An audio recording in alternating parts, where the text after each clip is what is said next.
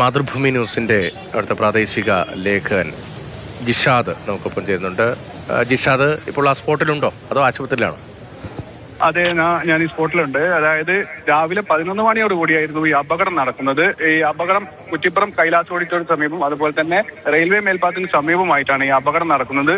മഴ പെയ്തതാണ് ഈ അപകട കാരണമെന്നാണ് നാട്ടുകാർ പറയുന്നത്. അമിത വേഗതയും അപകടത്തിന് കാരണമായി. 20ഓളം പേർക്ക് പരിക്കേറ്റു.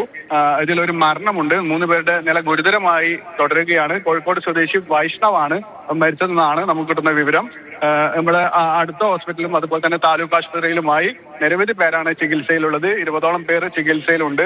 കോഴിക്കോട് നിന്നും തൃശ്ശൂരിലേക്ക് പോകുകയായിരുന്ന ലിമിറ്റഡ് സ്റ്റോപ്പ് ബസ്സാണ് ഇത്തരത്തിൽ അപകടത്തിൽപ്പെട്ടത്. അതായത് ഈ അപകട കാരണമെന്ന് പറയുന്നത് ഈ ഹൈവേ, നാഷണൽ ഹൈവേയില് സർവീസ് റോഡ് ഇല്ലാത്ത ഒരു പ്രദേശമാണ്. ഇതിലേക്ക് സർവീസ് റോഡിന്റെ ഭാഗമായി വന്നു ചേർന്ന വാഹനങ്ങൾ കയറിയതും അതുപോലെ തന്നെ ഈ വാഹനം വെട്ടിച്ചതുമാവാം ഈ അപകടത്തിന് ഒരു കാരണമായി പറയുന്നത്. എന്തായാലും നിരവധി പേരാണ് ഈ അപകടത്തിൽ പരിക്കേറ്റ് ഹോസ്പിറ്റലിലുള്ളത്. അപകടത്തിന്റെ വ്യാപ്തി കൂടാനാണ് സാധ്യത. കാരണം ബസ്സും അതുപോലെ തന്നെ ബസ്സിന്റെ ബോഡിയും ചേസും രണ്ടായി പിളർന്നു എന്നും നമുക്ക് കാണാൻ കഴിയുന്നുണ്ട്. ജിഷാദ്, ഇപ്പോൾ ഗതാഗതം പരിപൂർണമായി പുനഃസ്ഥാപിക്കാൻ കഴിഞ്ഞിട്ടുണ്ടോ? ഗതാഗതം പുനഃസ്ഥാപിക്കാനുള്ള നടപടികൾ തുടർന്നുകൊണ്ടിരിക്കുകയാണ്. ഫയർഫോഴ്സും അതുപോലെ തന്നെ ഹൈവേയുടെ ക്രെയിനുകളും യൂസ് ചെയ്ത് വാഹനങ്ങൾ അതായത് റോഡിൽ നിന്നും അല്പ സമീപത്തേക്ക് മാറ്റിക്കൊണ്ടിരിക്കുകയാണ്.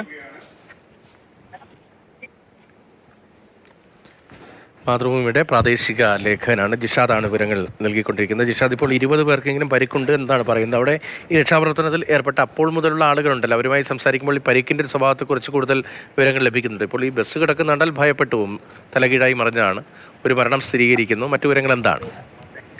നിരവധി അപകടങ്ങളാണ് ഈ മേഖലയിൽ സംഭവിച്ചിട്ടുണ്ട്. മാസങ്ങൾക്ക് മുമ്പ് ഇത്തരത്തിൽ ബസ് ഇതേ സ്ഥലത്ത് അപകടത്തിൽപ്പെട്ട് മരണം സംഭവിച്ചിരുന്നു.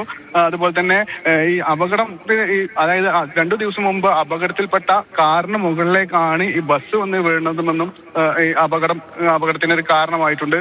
ആ കാറ് ഇതേ സൈഡിലായിരുന്നു കിടന്നിരുന്നത്, അത് മാറ്റിയിട്ടുണ്ടായിരുന്നില്ല, അതിൽ ആളുകളും ഉണ്ടായിരുന്നില്ല.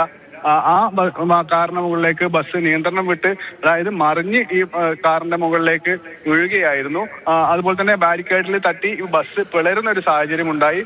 ബസിന്റെ ബോഡിയും അതുപോലെ തന്നെ ചേസും രണ്ടായി പിളർന്നു. അപകട കാര്യത്തിൽ കൂടുതൽ വ്യക്തത വന്നിട്ടില്ല. എന്തായാലും നിരവധി അപകടങ്ങൾ സംഭവിക്കുന്ന ഒരു പ്രദേശത്താണ് ഇപ്പോഴും അപകടം സംഭവിച്ചിട്ടുള്ളത്. എന്തുകൊണ്ടാണ് ഇങ്ങനെ അപകടങ്ങൾ ഉണ്ടാകുന്നത് എന്നതിനെ കുറിച്ച് പറയാൻ കഴിയുമോ? ഇപ്പോൾ മഴയുടെ അന്തരീക്ഷം, ഓവർ സ്പീഡാണ് നേരത്തെ പറയുന്നുണ്ടായിരുന്നു. അക്കാര്യത്തിലൊന്നും ഒരു വ്യക്തതയില്ല. ഇങ്ങനെ നിരന്തരമായ അപകടം ഉണ്ടാകാനുള്ള സാഹചര്യം എന്താണ്? നേരത്തെ ഈ റോഡ് വികസനത്തിന് മുൻപ് ഇത്രയും അപകടങ്ങൾ ഉണ്ടായിരുന്നോ? റോഡ് വികസനത്തിന് മുമ്പ് ഇത്തരത്തിൽ അപകടങ്ങളൊന്നും സംഭവിച്ചിരുന്നില്ല. റോഡിലെ ഒരു അശാസ്ത്രീയത തന്നെ ആവാം ഇതിന് അപകട കാരണമെന്നാണ് നമുക്ക് പ്രാഥമികമായി നൽകാൻ കഴിയുന്ന സൂചന. കാരണം അതിവേഗത്തിലാണ് ബസ്സായാലും കാറായാലും ഈ പാതയിലൂടെ കടന്നു വരുന്നത്. ഈ കടന്നു വരുന്ന ഭാഗത്ത് സർവീസ് റോഡ് ഇല്ലാത്തതും ഒരു അഭാവമാണ്. കാരണം തൊട്ടടുത്ത് റെയിൽവേ സ്റ്റേഷനാണ്. റെയിൽവേ സ്റ്റേഷൻ കാരണം തന്നെ അവിടെ സർവീസ് റോഡ് അവിടെ ഉണ്ടാവുകയാണ്. ആ സമയത്ത് തന്നെ വാഹനങ്ങൾ ഈ റോഡിലേക്ക് കയറുന്ന ഒരു സ്ഥിതിയുണ്ട്. ആ വാഹനങ്ങളെ വെട്ടിക്കാനുള്ള ഒരു പ്രവണതയും, അതായത് വാഹനങ്ങൾ കടന്നു വരുമ്പോൾ പെട്ടെന്ന് വാഹനങ്ങൾ റോഡിലേക്ക് കയറുന്നു, ആ വാഹനങ്ങളെ വെട്ടിച്ച് ഒരു സാഹചര്യമുണ്ട്. അത് കാരണം തന്നെ നിരവധി അപകടങ്ങൾ ഈ മേഖലയിൽ സംഭവിച്ചുകൊണ്ടിരിക്കുന്ന ഒരു സ്ഥിതിഗതിയുമുണ്ട്. ഹൈവേ ഇതുവരെയും അവിടേക്കുള്ള സർവീസ് റോഡ് ഉണ്ടാക്കാനോ അതുപോലെ തന്നെ പുനഃസ്ഥാപിക്കാനോ ഇതുവരെ തയ്യാറായിട്ടില്ല. ഹൈവേ വികസനത്തിന്റെ ഭാഗമായി തന്നെയാണ് ഇത്തരത്തിലുള്ള അപകടങ്ങൾ സംഭവിക്കുന്നത്. മാസങ്ങൾക്ക് മുമ്പ് ഇതിന് കുറച്ച് തൊട്ടടുത്ത പ്രദേശത്ത് തന്നെ, അതായത് മീറ്ററുകൾക്കാകെ തന്നെ ബസ്, ഇതുപോലെ ടൂറിസ്റ്റ് ബസ് മാസങ്ങൾക്ക് മുമ്പ് അപകടത്തിൽപ്പെട്ട് മരണം സംഭവിച്ചിരുന്നു. വിവാഹ പാർട്ടി സഞ്ചരിച്ചിരുന്ന ബസ്സായിരുന്നു അന്ന് അപകടത്തിൽപ്പെട്ടിരുന്നത്. ഇപ്പോൾ ഈ സമീപ പ്രദേശങ്ങളിൽ അപകടങ്ങൾ സാധാരണ നടക്കാറുണ്ട്. റോഡിൻ്റെ അശാസ്ത്രീയതയാണോ, നിർമ്മാണത്തിലെ അശാസ്ത്രീയതയാണോ ഈ അപകടങ്ങൾക്ക് കാരണം എന്ന കാര്യത്തിലൊക്കെ ഇനി പരിശോധന അനിവാര്യമായി വരുന്നുണ്ട്.